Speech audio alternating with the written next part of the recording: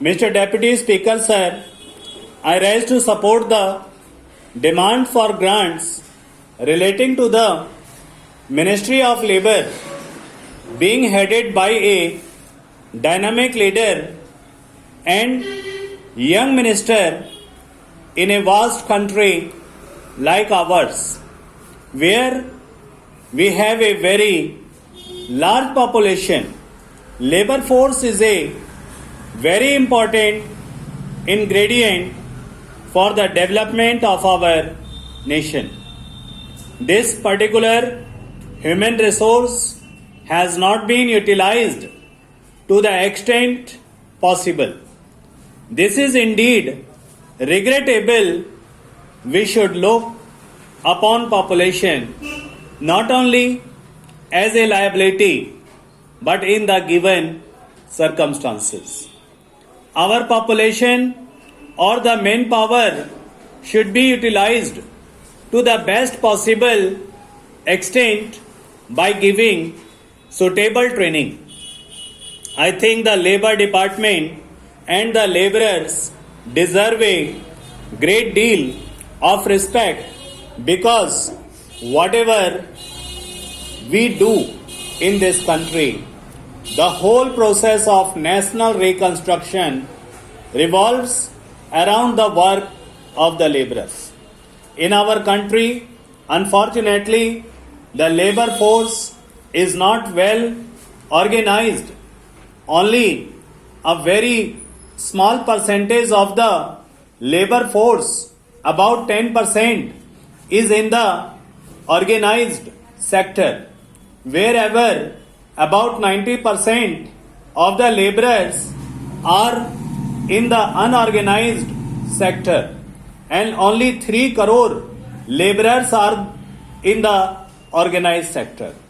For the welfare of a large number of people, various laws are being made.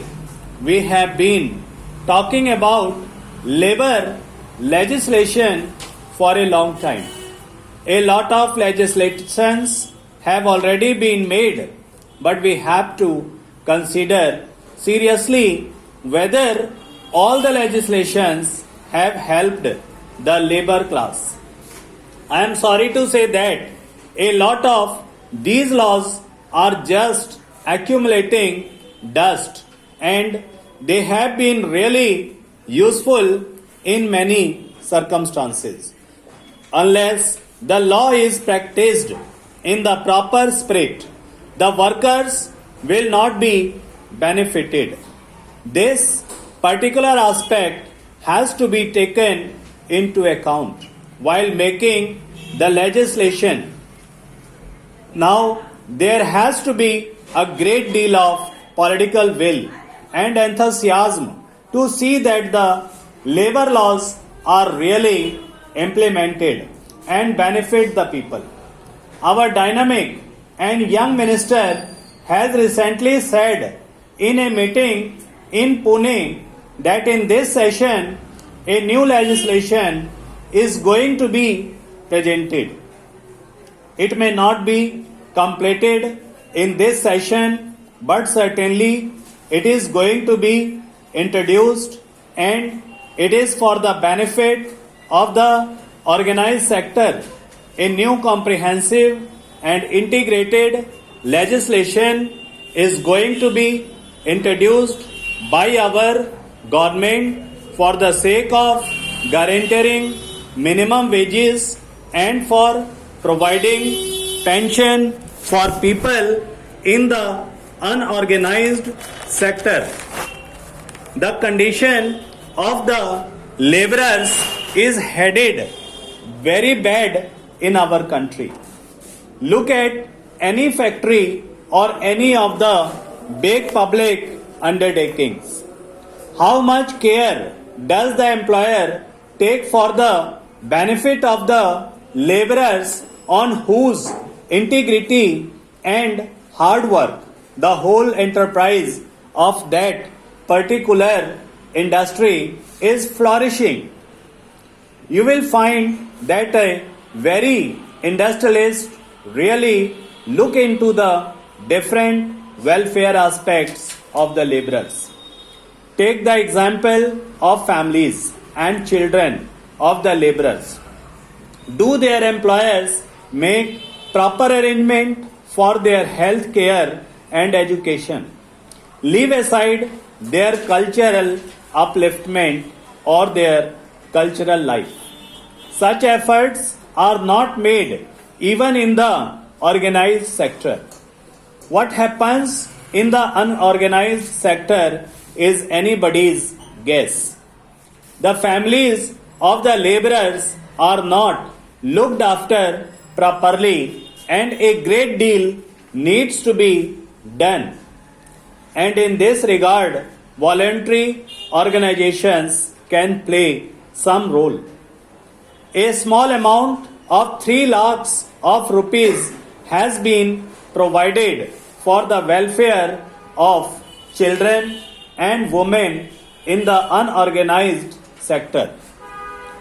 I would urge upon the Honorable Minister that the allocations to the voluntary organizations for the betterment of women and children in the organized as well as unorganized sectors should be increased.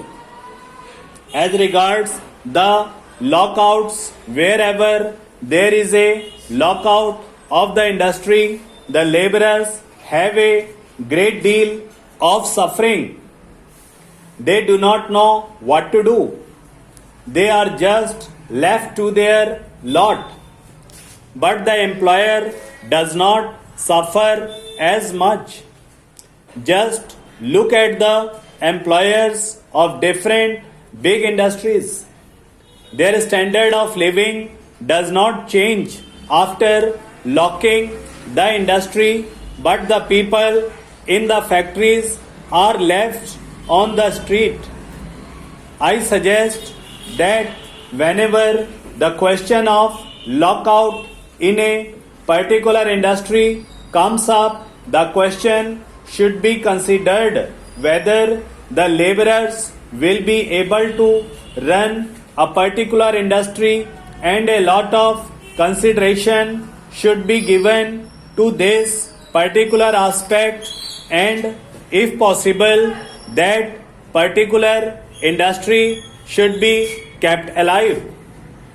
Migration is a very important problem of laborers, and it has got multi dimensions, that is laborers within the country and those who are going outside the country.